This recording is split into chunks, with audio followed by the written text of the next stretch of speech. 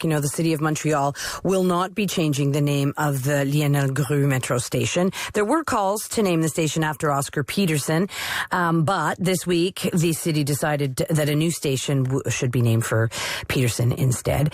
There's been a lot of discussion about Lionel-Groulx's anti-Semitism and elitism, but he is not the only controversial name to grace a metro station. Eric Pouliot-Thisdale is an historian and researcher for First Nations band councils. He was previously a researcher at the University of Montreal and de Québec à Montréal. He's been looking into who metro stations are named after, and he joins me right now on the line. Good morning, Eric.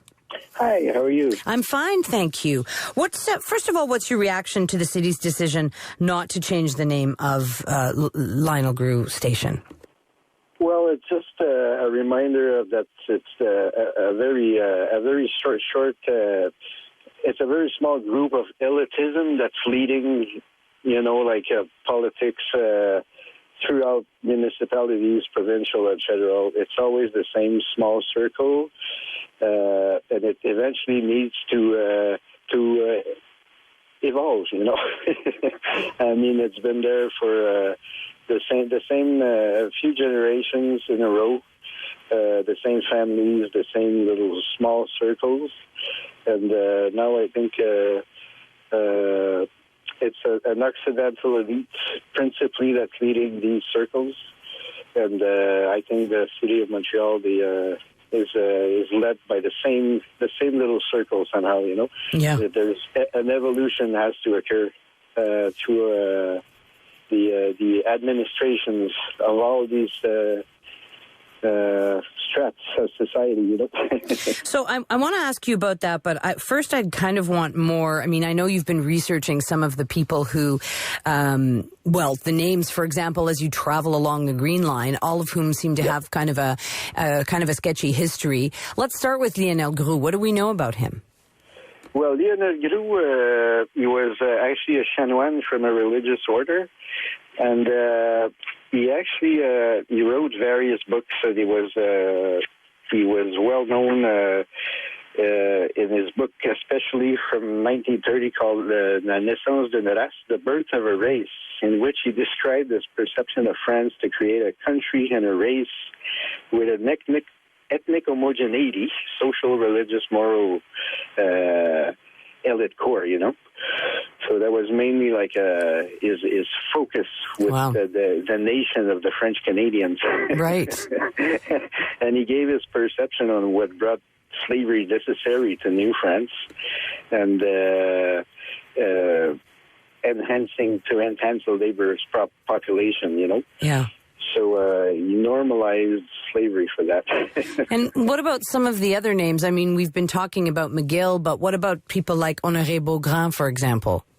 Well, Honoré Beaugrand, he was the mayor of Montreal, and when Louis Riel was, he actually had 3 mandates. He was very popular back then throughout the whole population, both English and French. And when Louis Riel was hung in 1885, he celebrated the hanging of Louis Riel with a battalion from the federal government back then.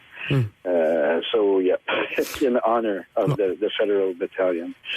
So it was it made him lose his popularity, and he actually lost the 4th election. So he had 3 elections in a row, and he lost his 4th following that. Since the French-speaking population in the east part of Montreal, they were very supportive of the Louis Riel Métis movement from out west, Yeah. Yeah.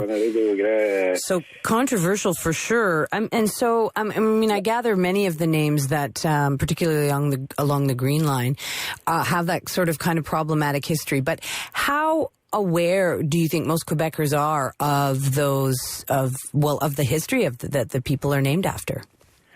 Well, really not a lot. And me, I've been at the University of Quebec in Montreal for about 10 years, and even those topics are not yet really encountered a lot through classes and the references and stuff. Because if we just stay on the Green Line, it's from you have Radisson, you have Cadillac, you have Peel, you have McGill.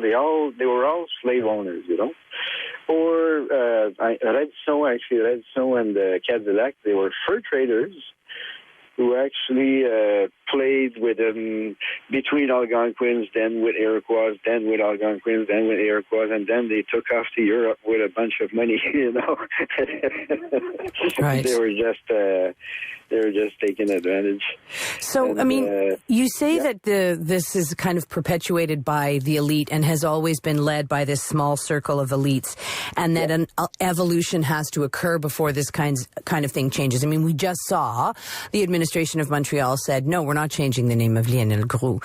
So when you talk about an evolution, what do you mean? Like, what needs to change in your view?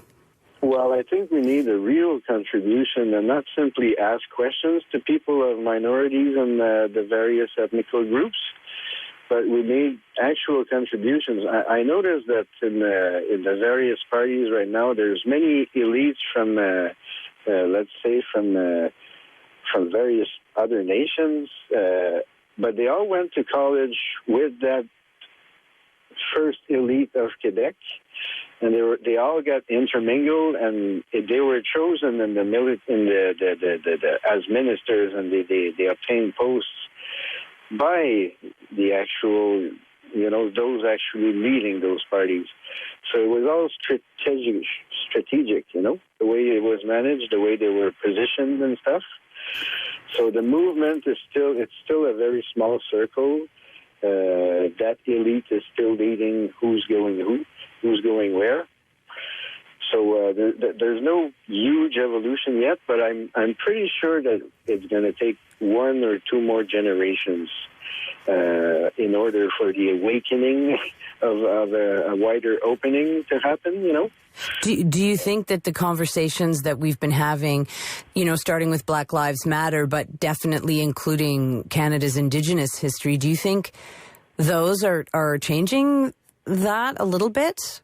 It's changing very, very slowly, and once in a while they improve something just to calm the popular movement, But it's really going to take another few generations, to my point of view, because the main elite leading it is not ready yet.